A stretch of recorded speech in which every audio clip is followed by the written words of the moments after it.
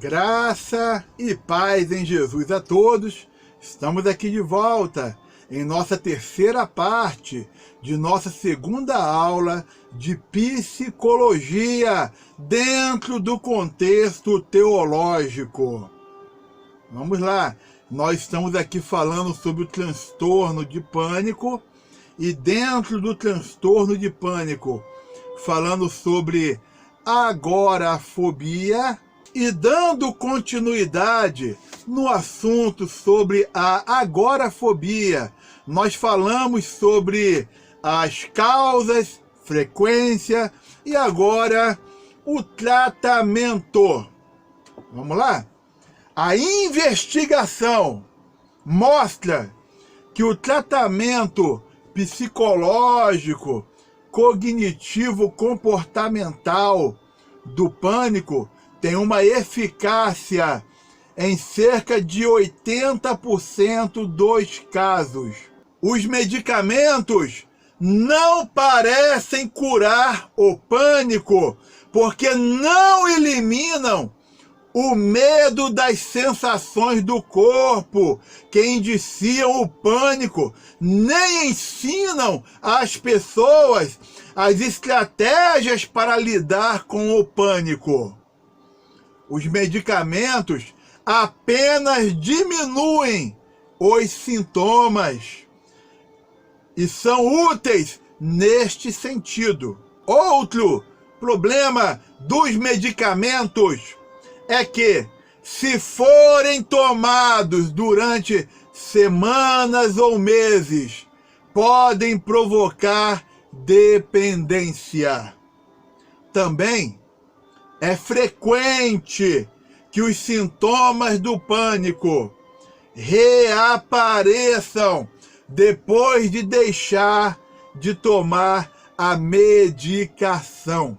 A médio e longo prazo, a terapia psicológica tem demonstrado maior eficácia porque ensina às pessoas formas diferentes de pensar e de se comportar em relação aos sintomas do pânico.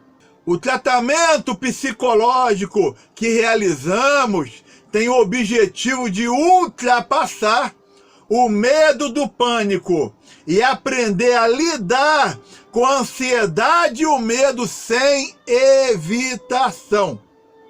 O nosso tratamento cognitivo-comportamental obedece a um protocolo testado cientificamente.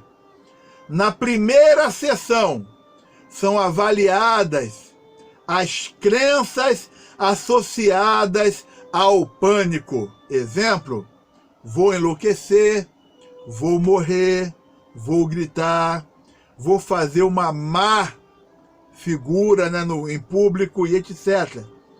E também a forma como lida com a agorafobia. Exemplo: não consigo andar de avião, medo de sair de casa, medo de conduzir ou dirigir em pontes, andar de elevador ou permanecer em lugares altos. Nas consultas seguintes, prosseguem-se os objetivos da terapia. O objetivo principal da terapia é modificar a interpretação que está distorcida dos ataques de pânico, dos sintomas físicos associados e de uma visão global errônea da ansiedade. A resposta hiperventilatória, as reações condicionadas aos sintomas físicos e as situações de medo e de evitamento. O que nós falamos aqui agora foi sobre o tratamento psicológico, os passos que acontecem dentro do tratamento, Mas pastor, é aqui pelo vídeo? Não, você tem que procurar um médico. Aqui pelo vídeo não resolve nada. Procurando no YouTube, no Google, nem, sabe, não é o certo. O certo é procurar um profissional, uma pessoa profissional nessa área, certo? Vamos lá. Um outro ponto, o medo e a terapia psicológica. Com a terapia psicológica, as pessoas descobrem que os seus medos não são realistas. As modificações na forma de enfrentar o medo não são conseguidas com medicamentos. Vamos lá. Terapia psicológica. Exemplos. Pânico. Como exemplo prático, vamos ver algumas formas distorcidas de pensamento que aparecem no transtorno de pânico. Quando as pessoas estão ansiosas, tendem a ter pensamentos ansiosos, e são esses pensamentos, e não só, que ajudam a manter o transtorno. Olha só o que a pessoa pensa, né? Da próxima vez que tiver pânico, eu terei um ataque cardíaco. Se eu entrar em pânico, vou enlouquecer e magoar os outros. Vou asfixiar e morrer. São pensamentos que estão passando, que passam pela cabeça de quem tem o transtorno do pânico. Estes são alguns exemplos de pensamentos que acometem os pacientes.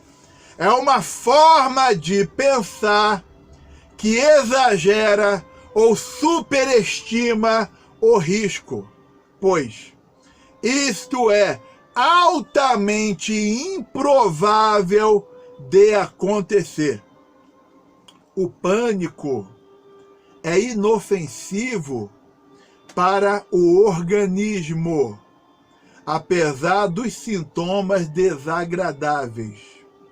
É frequente as pessoas com transtorno de pânico realizarem exames médicos e verificarem que não possuem problemas cardíacos, mas mesmo assim acreditam que podem ter um ataque fatal. Acreditam, está no psicológico. Estratégias para lidar com o pânico. Vamos ver estratégias. Atenção! Estas estratégias não pretendem substituir a terapia cognitivo-comportamental. Não é para substituir, não pretende. Apenas pretendem dar alguma ajuda para lidar com os ataques de pânico.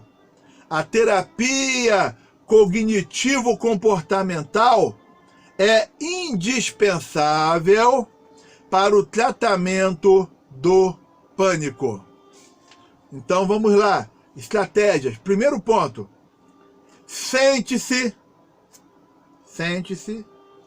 e faça várias inspirações e expirações lentas, profundas e pausadas. Leve pelo menos 4 segundos a inalar através do nariz e pelo menos 4 segundos a expirar pela boca semi-fechada. repetir este ciclo de respiração lenta e pausadamente durante vários minutos. Segundo ponto, imagine uma cena relaxante, usando todos os seus sentidos. Exemplo, está na praia, sentindo a brisa do mar, o cheiro da maresia e o silêncio, e etc. Uma cachoeira. Agora, coloque-se dentro dessa cena, ok? É algo para ser feito psicologicamente. Terceiro ponto, relembre-se de uma altura em que conseguiu lidar bem com a situação ou sentiu-se confiante. Relembre-se das boas sensações que experienciou na altura. 4. Interromper os pensamentos catastróficos. Exemplo, medo de morrer, medo de enlouquecer, etc. Então você interrompe os pensamentos catastróficos que imagina que vão acontecer, pois eles nunca vão se tornar realidade. Estalar os dedos e procurar interromper este fluxo de ideias negativas. Então, interromper os pensamentos catastróficos. Vou morrer, a tragédia vai vir. Opa, vamos parar isso aí. Quinto ponto. Deixar os pensamentos flutuar e passar, reconhecendo que o pânico não vai magoar, não vai fazer mal, não é perigoso e não significa que está louco ou louca, mesmo que o ataque seja muito assustador. Então, esses pensamentos do pânico, deixa passar, deixa flutuar, deixa ir embora. Sexto, lembrar-se de uma pessoa em quem confia, em alguém que acredita em si e que se preocupa com o seu bem-estar. Agora imagine que essa pessoa está consigo, oferecendo-lhe apoio. Deixa eu falar algo para vocês.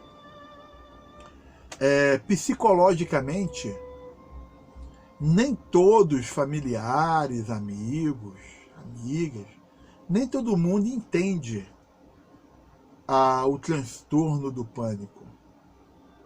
Então, há pessoas que têm a tendência de fazer piorar ou trazer mais um sentimento mal do que um sentimento bom. De piorar a situação.